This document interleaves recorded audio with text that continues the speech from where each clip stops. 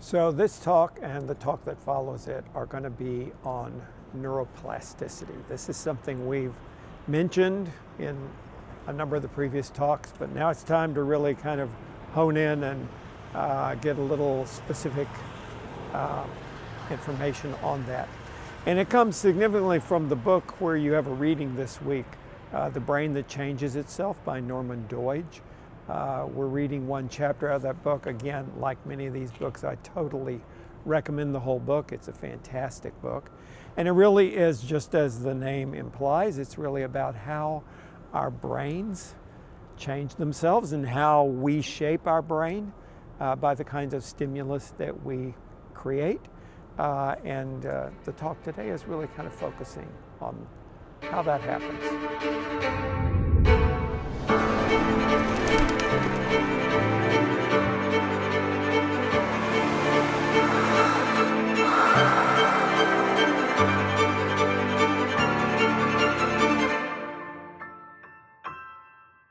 So the whole notion of neuroplasticity, that has to do with a combination of two words. Neuro, responding to or referring to the notion of a neuron. The neuron are the cells that make up your brain. And plastic or plasticity, which refers to malleability or changeability of the brain. So it's how the neurons change in your brain. And this notion of neuroplasticity is something that really has come primarily, let's say, since the year 2000. It was really the invention of the fMRI, a machine that could actually help us see the activity of the brain, that has helped us understand and has made this huge advance in neuroscience that has let us realize exactly how the brain structure works and how it changes over time. And the book by Norman Doidge is a fantastic kind of account of that advance in neuroscience and how that works. So today we're thinking about this notion of neuroplasticity. It used to be, before say 2000, the notion of how the brain worked was based on what was called localization. And the brain was seen as this kind of machine that had all these little parts to it. It was as if it had lots of little cogs that made up a machine. And each of the parts had a particular function. And so there would be one part of your brain that would handle words and speech. There would be another part of your brain that would handle numbers. There would be another part of your brain that would deal with fine motor skills, the ability to play the piano or the ability to pick a guitar. There'd be another part of the brain that would be about gross motor skills, like the ability to play tennis or the ability to play football. So the different parts of the brain controlled different kinds of activities. And the idea was that they were very specialized and that they were pretty much hardwired. And maybe you were born with the kind of brain that meant that you could do fine motor skills well, and you might be really good at the piano. And somebody else would be born with a kind of brain that didn't do that very well, and so they would never be able to be a very good pianist. But that the brain was like a machine that was pretty hardwired and pretty specific to one function in one place. And it was really since 2000 that that notion of localization began to be broken down. And one of the key people that was instrumental in undermining that idea is a guy named Paul Bach-y-Rita. Paul Bach-y-Rita he's a polymath. He's a guy who wears a lot of hats. He was an MD, but at the same time he also was a researcher. He was into psychopharmacology, very interested in the way, for instance, like LSD affected your brain function. He was an ocular neurophysiologist, so he was interested in the way the eye worked in particular and how it interacted with the brain. He was also a biomedical engineer. He made medical devices, so he was very interested in making these kind of things that would help, especially disadvantaged people or injured people, to recapture certain brain capability. So very, very interesting guy. So this guy, Paul Bacchirita, had an interesting thing happen in his life. His father, a guy named Pedro Bacchirita, was a professor at City College in New York. And at age 65, he had a horrible stroke. And the stroke just completely disabled him. He couldn't walk, he couldn't talk, he couldn't feed himself, he couldn't go to the bathroom. A horrible, devastating stroke. And what happens generally after someone has a stroke like that is they try desperately for the first 4 to 6 weeks to get some recapturing of those capabilities. Again, this notion of localization, that area of the brain that controlled fine motor skills and helped you eat, could we get that to recharge again? Or that part of your brain that dealt with words and verbalization, can we stimulate it, and get it to recharge again? Or is it so fried by the stroke that it's not able to get restored? So they try like crazy to do that at the beginning, right after the stroke. But in fact, Pedro Bacchirita gets almost no capability back again. And it looks like he's destined for the rest of his life to be kind of a vegetable.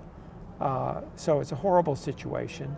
The family decides that they're going to send Pedro Bacchirita down to Mexico. There's another son, Jorge Bacchirita, who was a doctor in Mexico City. And they sent the father down there. And because he had servants in Mexico and they could take care of the father, that seemed to be easier than trying to deal with it in New York. So the son who's down in Mexico City, he's not a neuroscientist, or he doesn't know anything about the brain particularly. He's just a doctor, and so he's watching his dad, and it's just incredibly sad. This vibrant man, so terribly disabled, and so he decides, I've got to do something about this. So he gets the servants to try to teach his dad to walk. And he figures, let's teach him the way a little kid learns to walk. We'll first teach him to crawl, and then we'll teach him to stand, and then we'll teach him to walk. So they got basketball pads and put him on this old man's knees. They go out in the courtyard and they prop him up on all fours and try to pattern him to crawl. And the neighbors are looking down from their houses into the courtyard and contact the family and say, this is ridiculous, this is horrible. It's incredibly undignified for you to take this 65-year-old man and make him crawl in the courtyard. Y'all are doing horrible things. But Jorge Bacchirita he couldn't just stand there and do nothing. So they tried this and patterning him to walk, to crawl, and finally he did learn how to crawl, and then he learned how to stand kind of tentatively, and then he finally learned how to walk.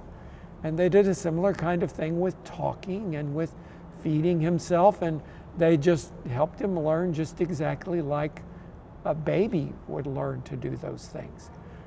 So he makes great progress, and within a year he's sent back to New York, and eventually he becomes a professor again at City College of New York. He relearns to type, not like he had before, but kind of with his whole arm. He had awkward, different ways of doing things, but he learned to do pretty much everything that he had previously done. And he lived to be in his 80s and finally died in a mountain climbing accident in South America.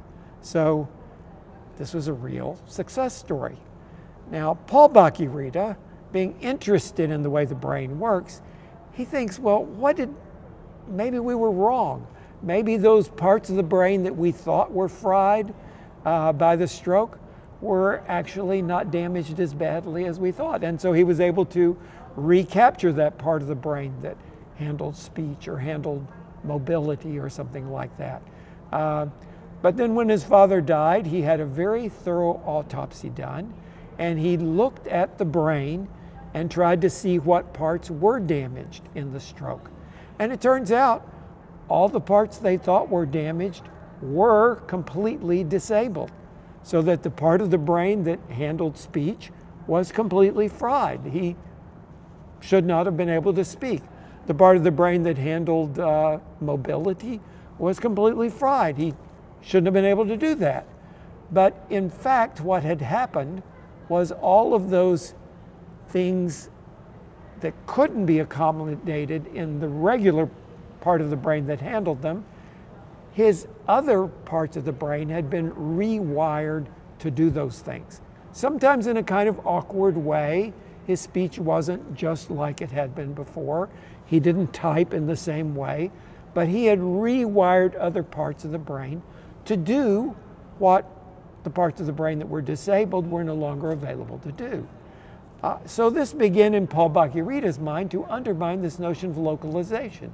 That in fact, yes, there may be one part of the brain that's more inclined to do this, but the brain is very flexible. It actually can learn to do different things in different parts of the brain that would make us think that localization is not the absolute way that the brain works.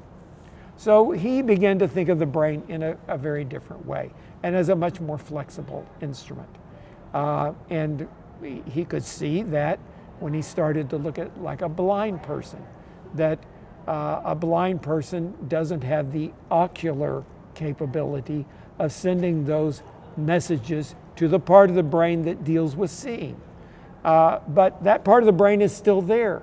And in a blind person, often they develop other capabilities that compensate. For instance, they may be much better at the sense of touch, or they may be much better at the sense of hearing to compensate for those losses of the sense of sight.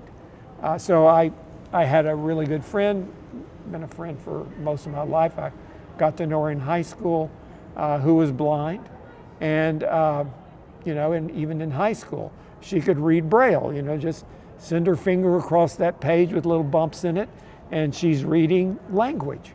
And I'm thinking, dude, that is so cool. I want to learn how to read Braille. So she tried and tried to teach me, and I tried and tried to learn how to read Braille, and I could not learn how to read Braille.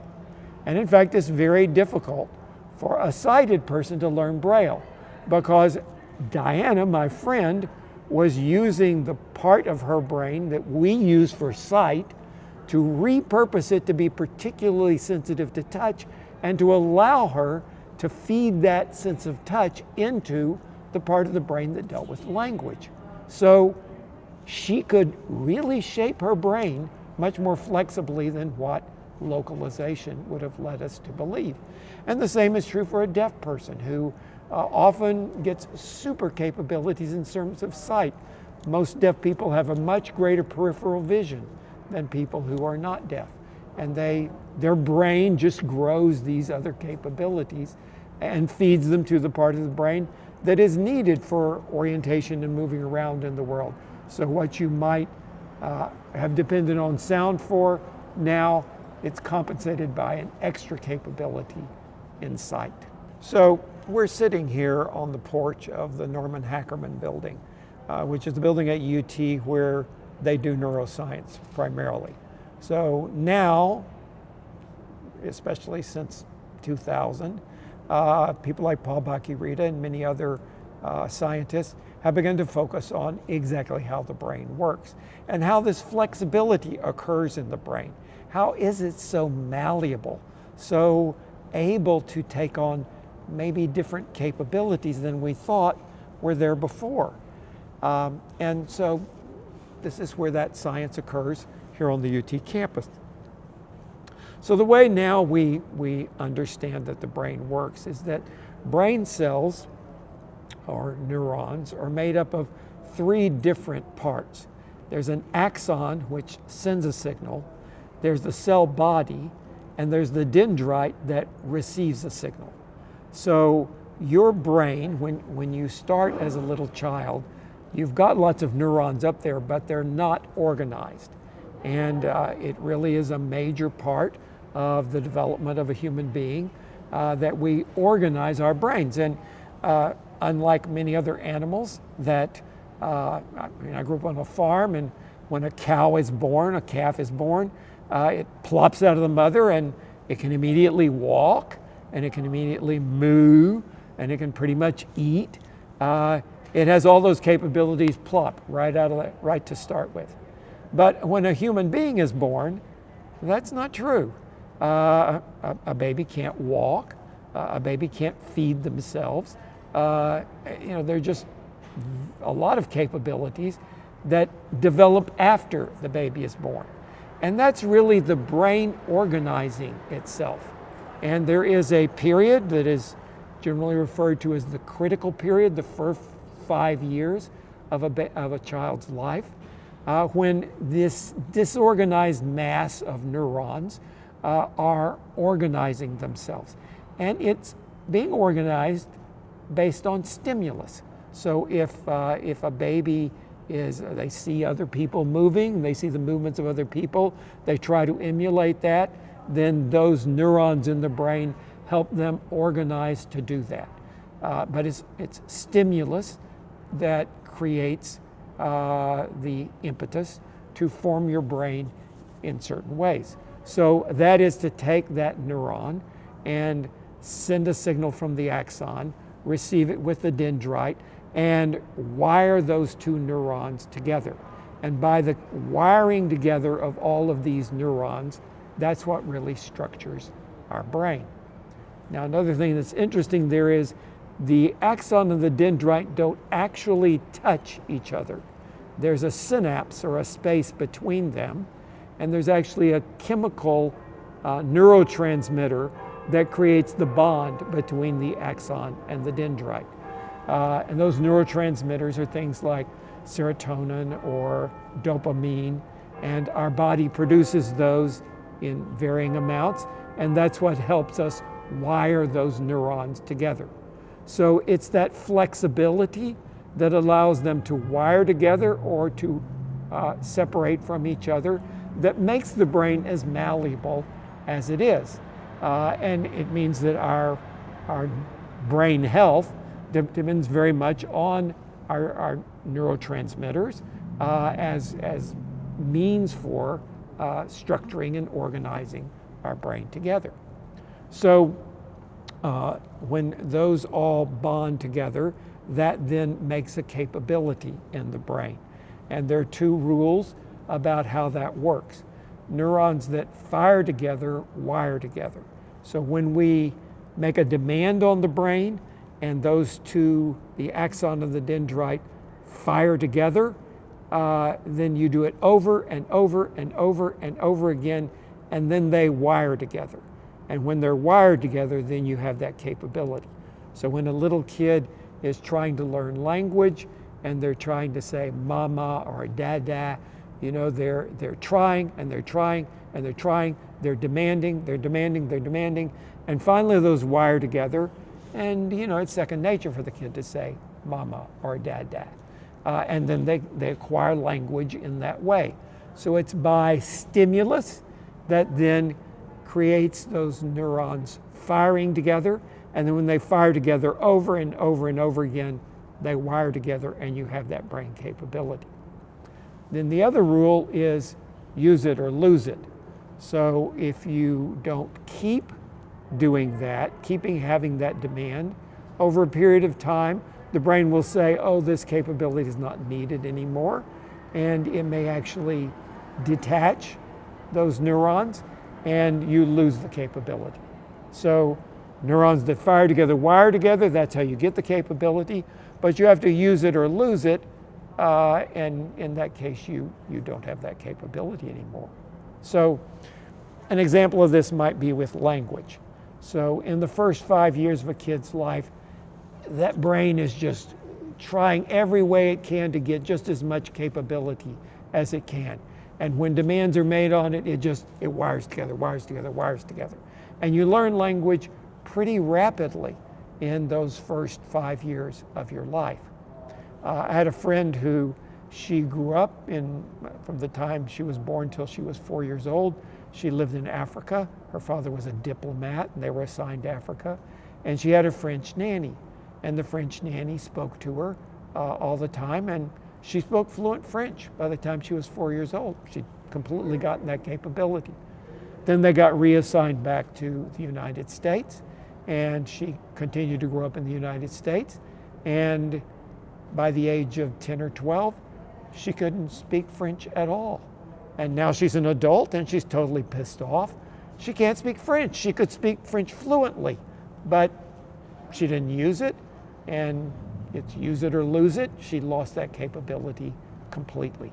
Also, if you learn a language in that critical period, the first 5 years, you're likely not to have any accent. You learn it very, very thoroughly. But if you learn it later, then you actually learn it in a different way. You have to learn it more intentionally. That critical period is just free association, but later on it takes a little more intentionality. And so you learn it with an accent instead of with no accent. So that often is the case with somebody who tries to acquire a language at age 15 or 18 in high school. You take it in school, or certainly somebody in their 50s or 60s, if they try to learn a language, it's going to be much harder. So it's not only that critical period, the first 5 years, but even up to age 25, your brain is still really congealing and forming itself.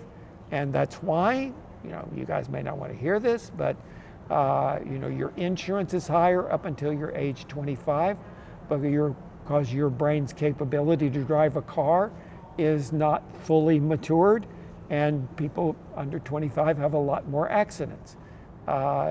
If you look at any prison, the bulk of the population got in prison before they were age 25, because your brain isn't fully formed. You don't have that kind of resistance to violence that you would have when you were more fully formed. So even up to age 25, our brains are kind of congealing and becoming the brain they'll eventually be. But that malleability occurs in your brain through your whole life. So as Paul Bach-y-Rita's father proved, you can reorganize your brain and you can get new brain capabilities for the rest of your life. So it's super important in this notion of neuroplasticity to understand that flexibility of the brain, to understand it at different stages of your life, and to understand that this is something that we can continue to exercise for the rest of our life. But the important thing for that kind of neuroplasticity is that you have to make demands on your brain. You have to force those neurons to fire together, and you have to do it in a fairly repeated and intentional way to get them to really wire together and to give you that brain capability. So in the next talk, we're going to look at what are the ramifications of that for wiring our brain to be better for creativity. Because in the end, that's what we're interested in this class, is how can we shape our brain to respond to a creative age and to be just as good at creative problem solving as we can make them. Okay, see you next time.